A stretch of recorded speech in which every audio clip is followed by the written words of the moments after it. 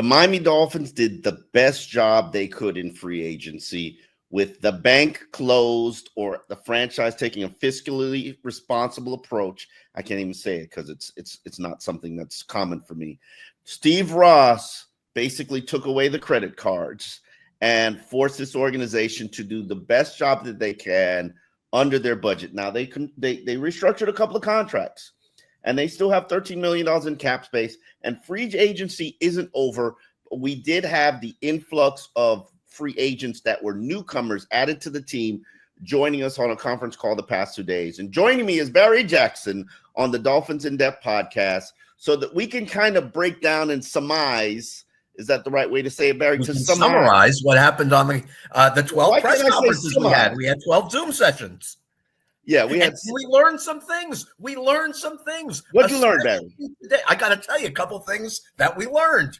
So Ashton Davis, the former Jets backup, who had 8 interceptions despite starting very limited number of games for the Jets, I asked him, is it clear to you that you're going to have a chance to start? Is this going to be an open competition? And he said yes. So this fuels into the notion that I think all of us have had, that this is going to be an open safety competition with Melifonwu, with Ashton Davis, with Elijah Campbell, with Patrick McMorris. I know you're not shocked, Omar, but I'm surprised that there's no veteran being injected into this mix. Julian Blackmon from the Colts. There is a veteran being injected. Justin Simmons, they're guys.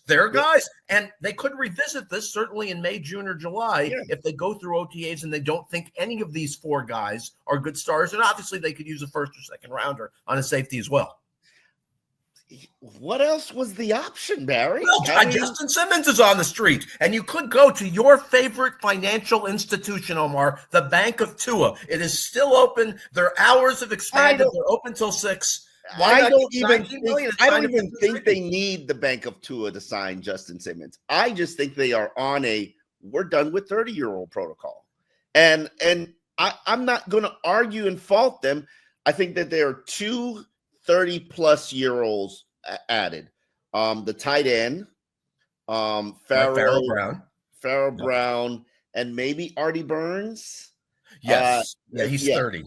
Going into his 10th year, as you noted to him today on his conference call. Yeah, they've traditionally gone after guys coming off rookie contracts or after their 5th year in the league. So this is not different from what they've done in the past. What's different from what they've done in the past is that they've splurged really on nobody. I mean, Daniel's got the most money, 3 years, $24 million guaranteed, no guaranteed money after this season. So that, as we talked about last week, that's the biggest surprise. So of the sessions we did, Omar, with the 12 new Dolphins the last 2 days, I want to talk with you about a few things. One, what was interesting to me also, just to finish up the safety discussion, I'm curious what you think of this.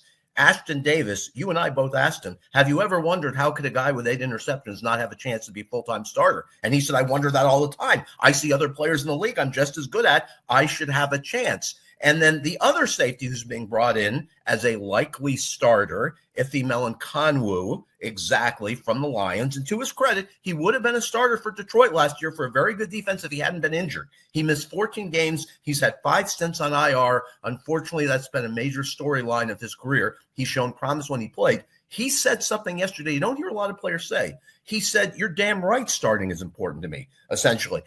Most players, when asked is starting important to you, say the politically correct thing and say, I just want to help the team, do whatever I'm asked. But he made clear starting is important to me. Yeah. So these 2 interesting value signings who have never been full-time NFL starters are right now leaders in the pack with Elijah Campbell to be the Dolphins starting safety. 2 of those 3 will be safe unless they draft him. I throw McMorris in the mix too. Yeah. He has just as much of a chance as anybody else on the roster. I remember a year, 2008. That was the Chris Clemens year. 5th round pick. Not the brightest guy, not the most athletic guy, but just fit in the defense. And I believe that was the Jabril Wilson year. I'm not 1,000% sure. They've done starting safeties 5th round with Rashad Jones and Chris Clemens. That's been a position as well as corner where they have found value late. You can wait on a safety. I look at this Ashton Davis and the Iffy. I can't say his name properly, even though Melifonwu. Melifonwu. He did help us learn how to say his name properly. I look at this situation as this is something because they will have some OTA sessions before they get into the draft. They will have some sessions to look at it, see how it works, see how it looks. I don't think they'll be on the field, but to see, they'll have school time or study time or film session time, and they'll get a sense. Now, to me, the wild card about this draft is you will be in position to take 2 of the top-rated safeties in this draft, and I think you will have some opportunities to get one of the top 5 guys in the second day. And if you pass on that, then you're either comfortable where you are with these 2 individuals and these 4 individuals, or you're saying we can go the age, and it's just not Justin Simmons that I have my eye on. Quandre Diggs, there's a ton of safeties are always out there. Marcus May, they signed at the last minute last year, and hell, I still think Marcus May could help this defense. I'm not ruling. I had no problem with how he was playing. He was playing better than the 2 guys that were starting last year, and instantly picked up and went to the Chargers and started playing and contributing there. I have no problem with them being patient and waiting till the 3rd round of free agency. That actually, while I found those stories interesting, and I found the background of both guys, one is an athletic freak, brother's an athletic freak, just off the charts, can't stay healthy, but Detroit just moved on from him. Same thing with Ashton Davis. The Jets, new regime, you know how it works, Barry. The new regime wants their guys, and they want to have their picks, and so a guy like Ashton Davis falls between the cracks. This happens a billion times. I can name you a dozen good Dolphins where this has happened to. It is what it is. What I found interesting about a lot of these guys, and I wrote a column about it in the Miami Herald, and some people might consider the column harsh. I know the headline was harsh, but I said what I said, Barry. I said what I said. These guys that signed with the Miami Dolphins were desperate. They are all guys who this was not, I'm not going to say every single one of them, but this was the offer I had. I took it. And there is a level of, I'm not saying that any of these guys can't play in the NFL. I'm not saying that they're not going to be great contributors because, in my opinion, Artie Burns has had some tough breaks in the NFL from time to time. You know, the expectations of a first rounder. We talked a little bit about it in the press conference. You know, he had his whole family on his shoulders at the age of 20. I'm sorry. The mental damage that would put on me alone would be a challenge for me. A lot of these guys are in situations where this is it. If it don't work out here, I'm done. Yeah, Zach Wilson at the front of the group. He will forever be a guy like Tim Boyle, obviously far more talented than Tim Boyle. If he's a mess this year, if he comes into games and throws 7 picks, his career as an NFL 1 or 2 is over. And you're right. The same could be said for a lot of guys in this group. Maybe they'll hang on as backups, but this is the last chance in all likelihood for Ashton Davis and Ife Melifonwu to show their NFL starting safeties. Yeah. One opportunity. Right? Alexander Madison, running back who was terrific for the Vikings his first 2 years, hasn't averaged 4 yards per carry any of the last 4. This year will show if he's a number 2 or number 3 anymore, or whether he becomes a journeyman guy who gets phased out of the league. Artie Burns, 10th year, played a lot on Seattle's practice squad. He spent a lot last year on the practice squad. This could be his last chance. Same with the linebackers, KJ Britt from Tampa, Willie Gay. They'll probably still be in the league if they don't succeed. Yeah. But it'll be harder for him with young guys coming in. And you can look at Benito Jones as well. Mediocre first year here, gets another chance. If he doesn't play well as a starter, as your starting nose tackle, I don't know that there's going to be much interest in Benito Jones. So you're right. All of these guys have immense pressure on them, and it's definitely the last chance for some of them. I wanted to get into a couple things said by Zach Wilson, James Daniels. But before we leave the safety topic, Omar, I was going to tell you what my hope is. My hope is that you don't take Georgia's Malachi Starks or South Carolina's Nick Emenwari at 13. I think you need to use 13 for interior line, defensive line, or corner with the Michigan Texas corner. I am eyeing now you're drafting for Watt. need, Barry. Now you're drafting for need, which is a very dangerous place to put yourself in. But you have so many needs, you're going to end up drafting for need because you have like 5 needs. Yeah, so I would draft for need later. Do we have to draft for need? We're at 13. We have the chance and opportunity to pick a premium player. What's suppose Ashton Genty somehow miraculously falls? I don't think there's any way to justify that. There's no way to justify that with all the needs you have. You mean justify taking him? Yes. Yes. Oh, I can justify taking him with one reason. He probably is the only player in this draft that can save everybody's job. I mean, he's going to do that with Liam blocking for him? Oh, damn. How you going to do that, Barry? We saw quality backs. He is very good. He is very good. He magically makes things happen. I never like comparing players to legends. I never like, if you're a Hall of Famer, like I'm not going to compare any white linebacker to Zach Thomas. It's just not going to happen. I cannot, will not.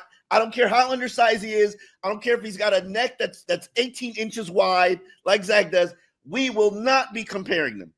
However, with that said, if I'm going to tell you what Ashton Genty looks like on film, there would be 2 names that I can mention because I can't really think of anybody else. And that would be Marshall Faulk and Barry Sanders. And literally, if I'm staring at that at 13, Barry, there's absolutely no way, even with Devon Achane on this roster, remember, he's only under contract for 2 more years, and then he's going to want to be broken off.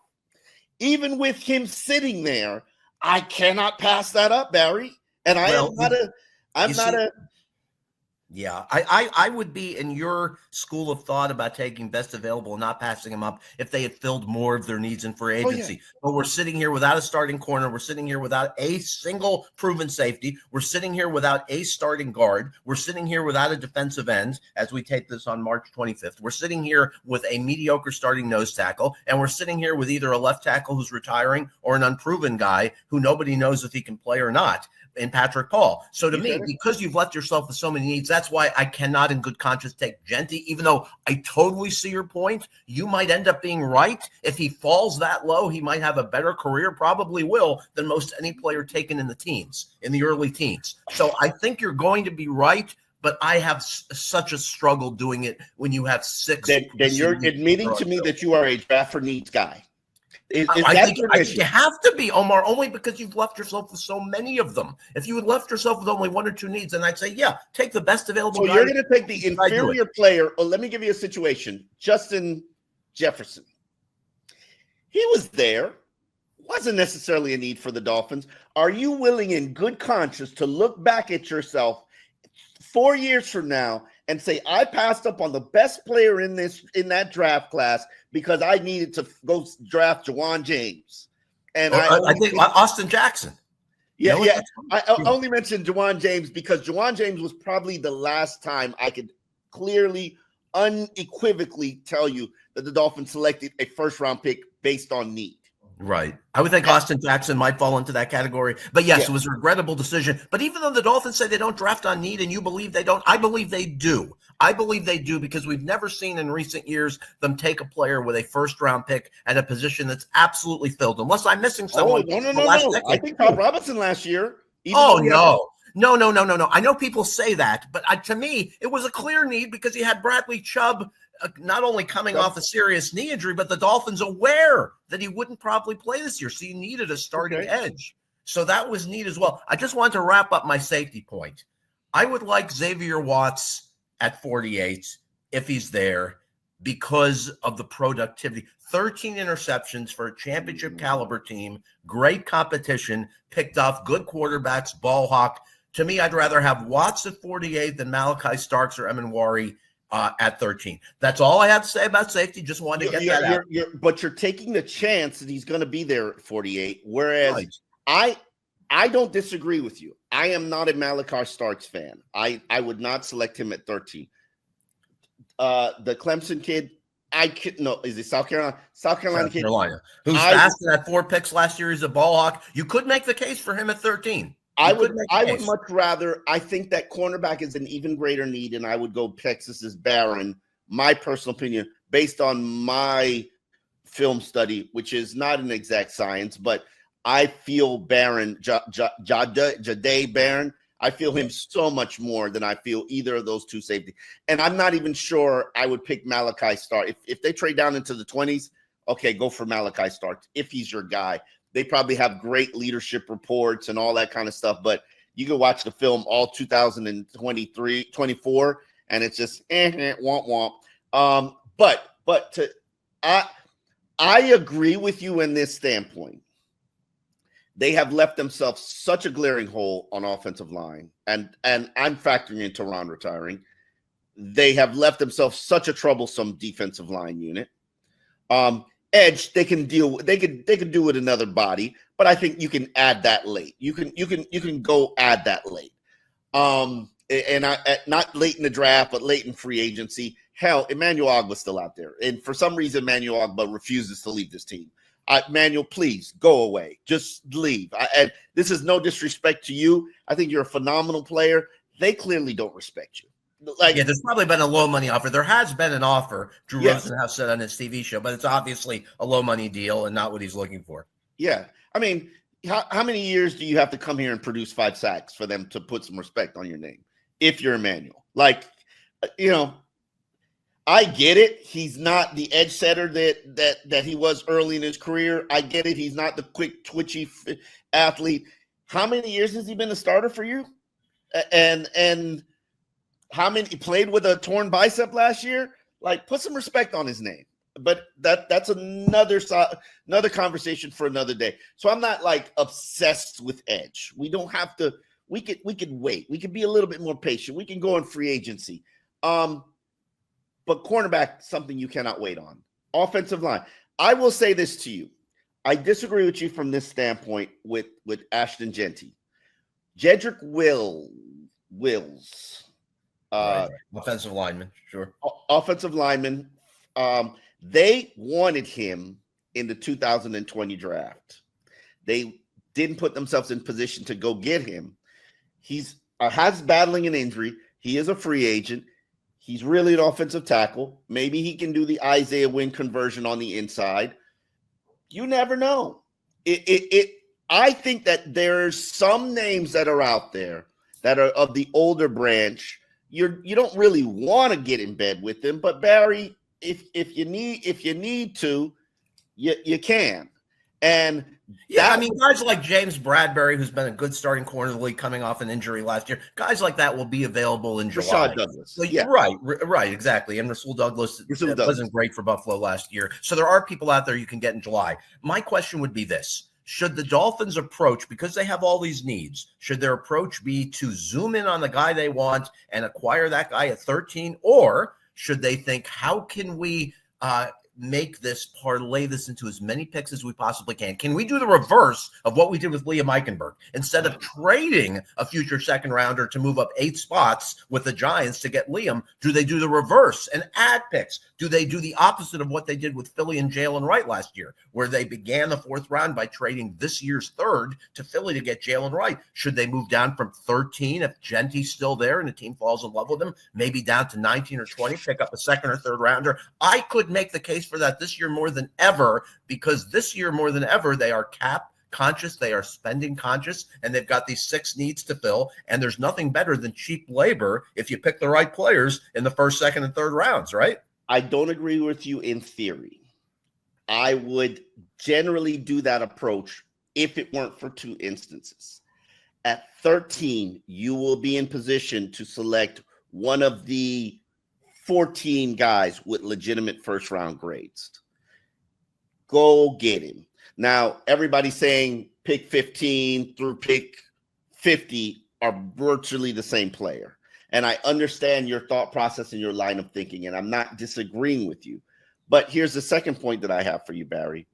If you're these guys and you know status quo won't do, and you're desperate, because you are desperate, do you really want to open the door for getting more picks for somebody else to use in future years? No, I want the picks to use this year. And by the way, just to be clear, they trade a future third for Liam. That occurred to me as you were speaking, to move up 8 spots in the second round 4 years ago with the Giants. I want those future picks this year, Omar. If I'm moving down from 13 and giving up a quality prospect to 13 to move down to 19 or 20, I want another second or third rounder this year. So I'm not talking about future picks to save someone else's job. I'm talking about picks in this draft. If you could parlay what you have at 13, 48, and 98 into 5 picks in the top 120, 4 picks in the top 120, as long as you stay in the first round. I'm not saying go to the bottom of the first round for a second round pick, but I think there are resourceful things they could do to emerge from this draft with starting caliber talents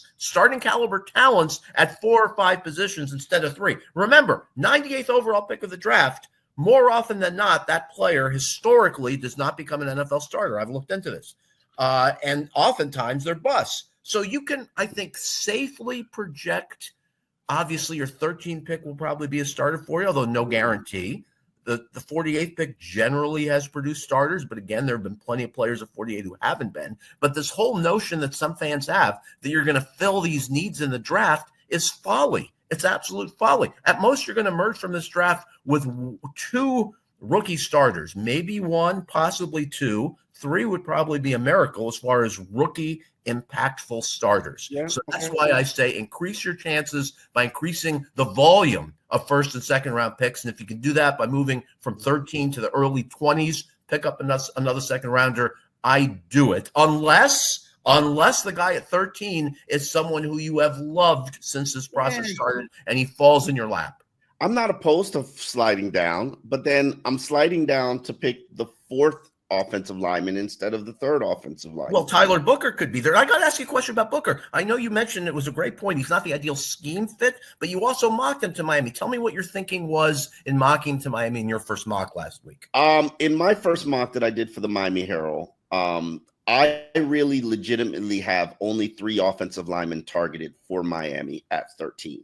And Booker is the last one. When you watch Booker's film at Alabama, he has the ability. He's not the athletic guy who's going to get to the second level and be downfield blocking people like Isaiah Wynn was, or even Liam Eichenberg. There are literal clips of Liam Eichenberg blocking people 30 yards, 40 yards downfield. So don't act like there isn't, Barry. He's not that offensive lineman, but what he is the offensive lineman, John Jerry-esque, where he's stout. You're not moving him in pass pro. He's not giving you an inch. And then more than John Jerry, who I had an issue with, not one of those issues, just an issue with as a player. Performance, right? Yeah, if John Jerry had an issue with me, I'd be done. Even though I did take on Jordan Phillips. There's totally different. I was there that day.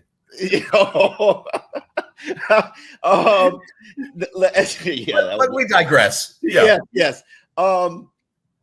He can move people. You're in front of him, he's moving you left or he's moving you right, creating an alleyway. And I think what they need, especially in these short yardage situations that we have beaten Mike McDaniel to death with, like a stick, just clobbering his head, like, you suck at short yardage situation. Why aren't you doing anything? Right. Yeah, we've beaten him to death with it. You need those bulldozers, those road graders. I'm with you. I'm fine with Booker. I'd be fine with Booker trading down a bit. I think he's going to be available. No. You cannot trade down, Barry. You cannot trade down because he is going to. There's only 3, in my opinion, that fit and can be day 1 starters. I honestly believe that Booker has the ability to be, if he does not balloon up, which I always worry about, but now somebody said to me the other day on Twitter, and I thought it was genius, because I always have this fear that 330-pound guys, you give them a little bit of money, they start to eat really well. But then somebody made the point. He's played in the SEC. And somebody told me the other day, somebody inside college athletics, he's like, if you're an SEC offensive lineman, you're making $350,000 at the least. That's like bare minimum. SEC offensive linemen are making $1 million a year. So he's had money. He's been able to eat. What you're going to get is these guys in the best shape of their life right this very minute. And I believe he's 330 in the best shape of his life. to me, that's not necessarily ideal, but I understand where he's coming from. What I love about him is his ability to, it doesn't matter who you are, what you do. Now, obviously, in Aaron Donald or Calais Campbell, we're probably talking about a different subject, but his ability to move you and create a running lane. I love that. They need that. And they don't necessarily need that to break the big runs. They need that to get the 4-yard runs. I agree. And his pass protection metrics were really good last year. Fewer than 10 pressures allowed. I like him as a player. I'd be fine with him at 13. I'd be fine with him in the trade down. Who are your other two at 13 that you could make the case for? Is it Will Campbell from LSU? Is it Kelvin Banks from Texas, whose stock has dropped a little bit? Is it Membu, who's more of a tackle? He's a clear-cut tackle prospect. And I'll say this to you, Barry. I always love this process. I don't watch college football. You know that. That's not a secret to anybody. I don't watch college football, and I will literally be watching. Except the Canes. Huh? Except the Canes. Except the Canes. Except the Canes. I will literally, and because I watch 4 prospects and not the whole game, I'll literally have no idea how Texas and Georgia ended. And I'm watching that game, and I'm like, damn, this is a really good game. Like man, and they played twice, and I'm like, this is a really, really good game, and I have no idea how it's going to end. And I watch Banks. Not for me. Not for me. Don't think he transitions to guard. Think he's just an offensive tackle. Don't really like the high-end athleticism. And then what I love about this process is this is the process where coaches get involved and executives get involved. An executive might go to a game and watch it live, but he might, like Greer might have been to the Orange Bowl or wherever the hell they played Texas, Georgia, but he wasn't just watching that prospect. When they start to watch just the single prospect, isolated on the prospect, again, you start to get the, it's okay, it's good, but it's not what people are saying it is.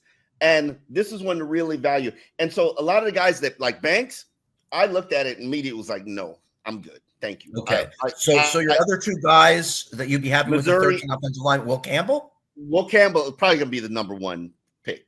Probably. And then Membu from Missouri, who's probably going to be a really good right tackle in the league. The question is, do you have to move him to guard? The Dolphins probably would. Kuiper says he's not going to be there at 13. He's risen. With Campbell, the question obviously is arm length, because NFL teams like at tackle 36-inch arms. He's under that. They like more. No, I thought they were like 30. If you have 32-inch arms, you're going to be an offensive guard. Yeah, you have to have probably projects as. Yes. I remember the Eric Winston years. You remember Eric Winston? Yes. Probably one of the greatest linemen in the history of the game, probably 10 years as a starter in the NFL. Everybody said can't play a tackle because he had 32-inch arms. Well, he played right tackle for 10 years in the league, but it's very hard for guards. So if you have 33 or shorter inch arms, they're like inside. If you have those movement skills, if you can anchor. Now, if you're a guy like the UNC guy who's like 5'11", of course, clearly they're not going to put you out at tackle. But yeah, it's Armand Membu. Love him. Love the athleticism. The film matches up. And I like some of the secondary guys too. If I trade down, like Ray Zabel and Donovan Jackson. Yeah, Gray Zabel, the North Dakota State player.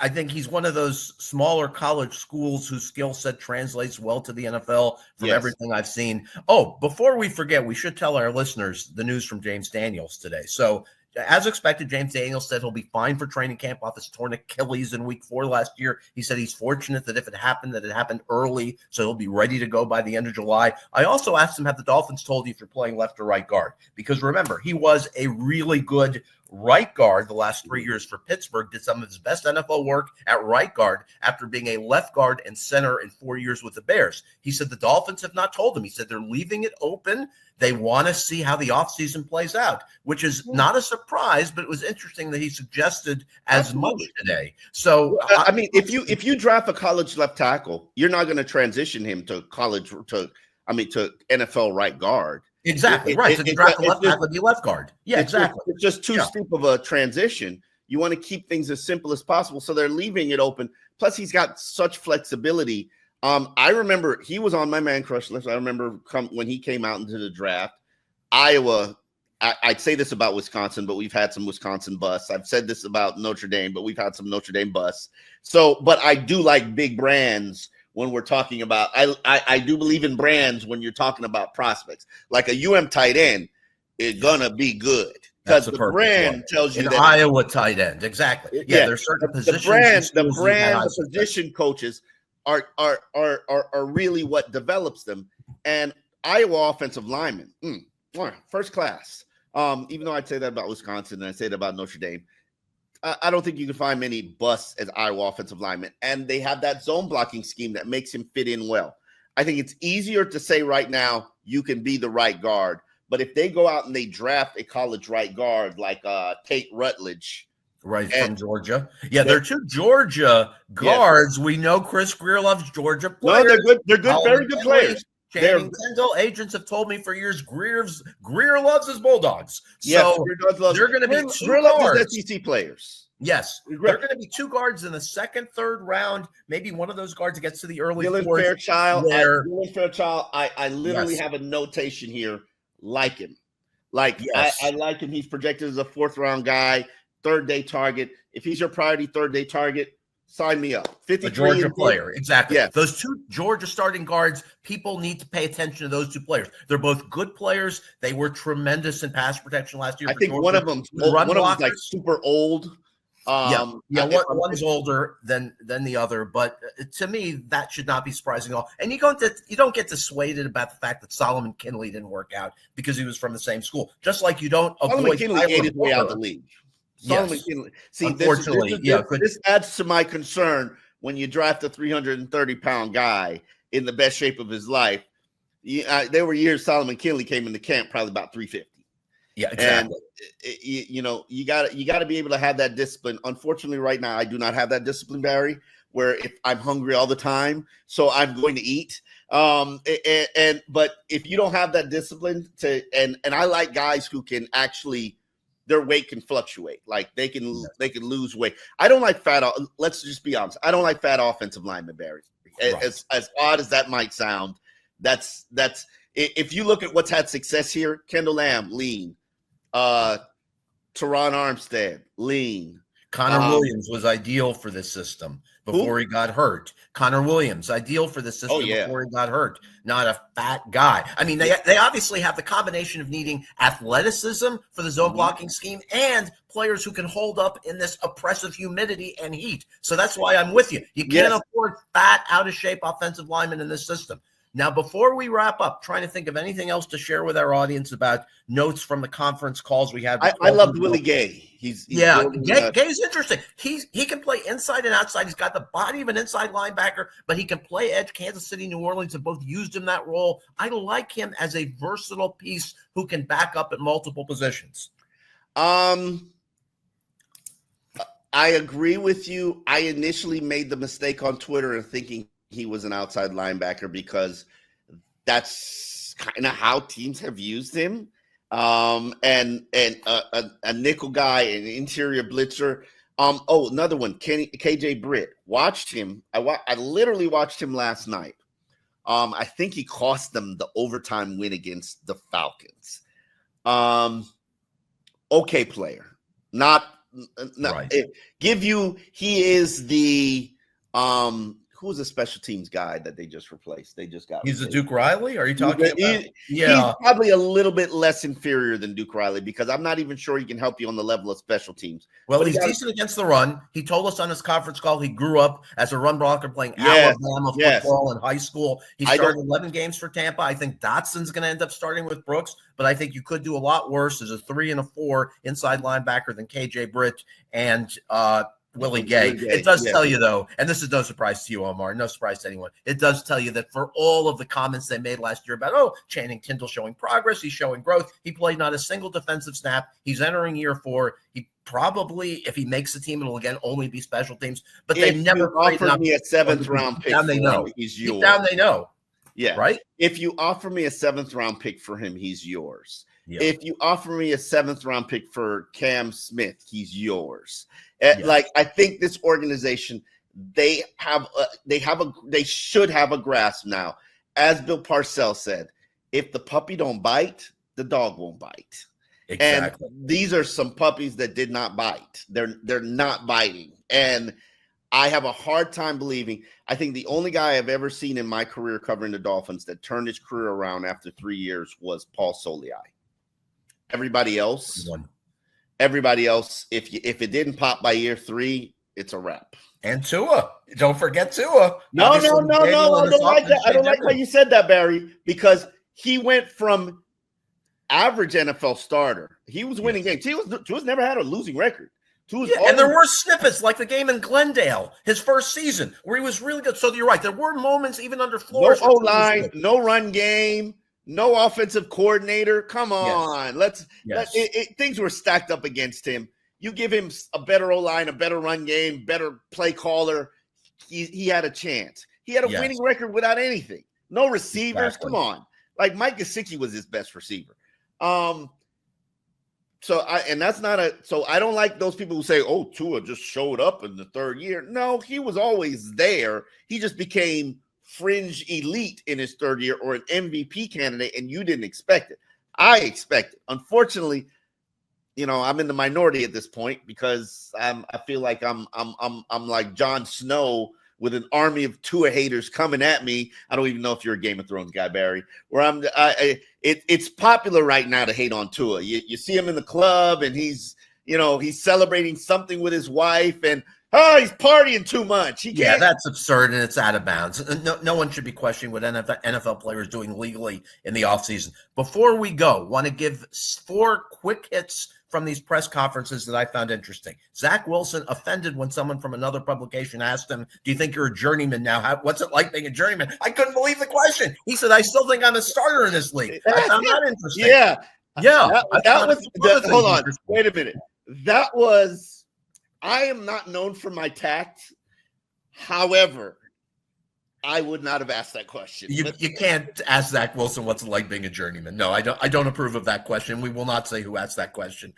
2 guys talked about their meetings with McDaniel I found interesting. Alexander Madison told us today McDaniel said, you better wear your big boy pants, and that it was clear to him they are going to use him in short yardage. That was the implication. Mike better wear his big boy pants. Yeah, exactly.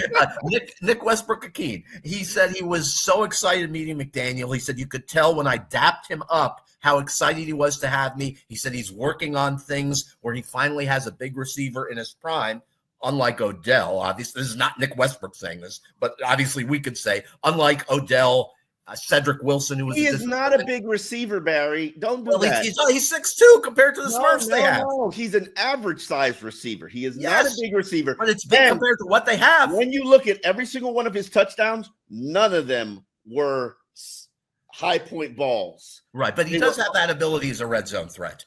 So I'm curious. I don't see it. He has up his sleeve with that. If he has up his sleeve something to maximize him, like he did with Jonnu Smith last year. Remember, top 10 in touchdowns for Nick Westbrook last year with 9. Had a 98-yarder against Minnesota for touchdown. Yes. Final thing I want to touch on before we go: Larry Borom. He was a failure as a Bears offensive tackle. He gave up 7 sacks last season. He's never been very good. That's the signing that perplexes me. I think some Dolphins fans got a little excited because they think, well, maybe they can make him a guard. He played guard earlier in his career, been mostly a tackle in Chicago. He said yesterday that he'd be happy to play guard if they ask him, but he said they've been non-committal about what they want to do with him. I think he was signed primarily as a tackle, but I would be curious to see what Butch Barry could do with him at guard if we're sitting here at the end of July, Omar, and all we have is Liam. Yeah. If all we have is Liam and James Daniels, I'd be curious to see what they could do with Borom as a guard. We shall see if they try that. I have covered this team for so many years where the offensive line coach has said, I'm going to play my best 5. If Larry Borom is one of the best 5, then he'll be in there at right guard. I think he's exclusively a right tackle. I looked at his film because that was one of those head-scratching ones, and I was just like, okay, he's way better on the right side of the line than he is on the left side of the line. He was a disaster at left tackle, as would a lot of people. Billy Turner, you remember his infamous game that got him released? They put him in as left tackle. He was good at everything except for left tackle. He probably could have snapped the ball better than he played left tackle. Yeah. It's probably a downgrade, though, from your pal Kendall Lamb. Oh, absolutely. No question. That surprised. The fact that Kendall Lamb joined the Eagles, that absolutely came out of left field for me and surprised me. I didn't see him at the end of the year interviews. I know he had softened his stance on retirement after the year. I had always been trying to convince him, hey, man, you should play till they kick you out. And he was always adamant that he's ready to move on to the next stage of his life. But he's probably just like Calais Campbell. This is going to be his 11th year. He's chasing a ring. And a lot of times what a lot of guys, I think we have probably underplayed this conversation, and I'm not really prepared to have it right now. But I think a lot of people did not want to return. Even with the opportunity was here, they kind of see the writing on the wall. Okay. And we'll get into that next week. Yes, we could definitely get into that next week. I don't think Lamb had an opportunity to return here, but even if he did, I don't think he would have. Yeah. That's just the realities of the situation. On that note, we will have more Dolphins in depth. I will have a draft episode later this week from the individual who runs the Shrine, East-West Shrine game. So look forward to that. We'll get into more Dolphins draft specific talk. And Barry, always appreciate you here on Dolphins in Depth. And I will see you next week.